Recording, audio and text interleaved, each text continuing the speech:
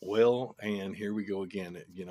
My problem is I think too much, and I think it's a good problem to have in that, I analyze stuff. And, the Bible has been one of those things that I'm just like, what do you mean, right? It's, what do you mean, Dad?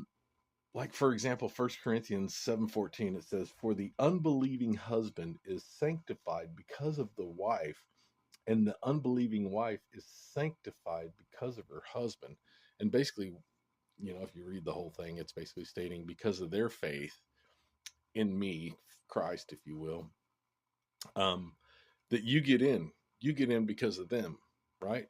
Even though you don't deserve it, but because you're in covenant with them and you are of one flesh, if you will, you get in through the gate. So it's kind of like, and he gave me this, it's kind of like the backstage pass. It's like where, and I've been there multiple times myself where I, for whatever reason, got a backstage. Well, I was playing and so forth. So I also got a backstage pass for whoever, was the, what do you even call that? The top dog. I don't even remember what the word is for it anyway. The headliner. Thank you. But anyway, so I got into rooms that I didn't deserve to get into, but only because I was the opening act, right? And I'll never forget the time I met Blake Shelton, and this was a time when I was out of my mind, of course. And I'm playing for 85,000 people, by the way. There's 85,000 people sitting out there. I'm opening up,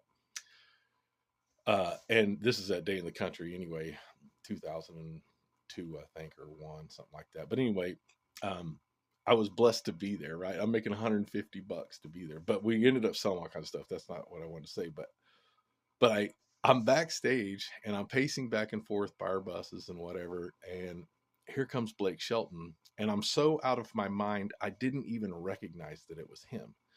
And he's like, "Dude, are you okay?" And I'm like, "Dude, I am losing my ever loving mind. I'm getting ready to get on that stage right there and play some original music, and I don't know if they're going." And he's like, he puts his hands on my shoulder and he's like, "Man, you're gonna be all right, dude. You got this."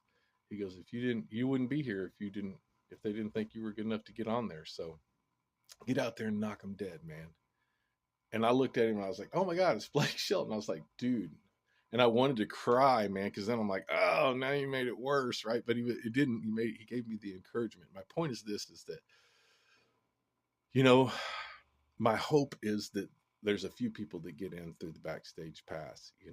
Um, anyway, I hope that you're a headliner and that you can give your life to Christ and come through the gate. But if not, I hope you're on the backstage pass in the green room. Love you.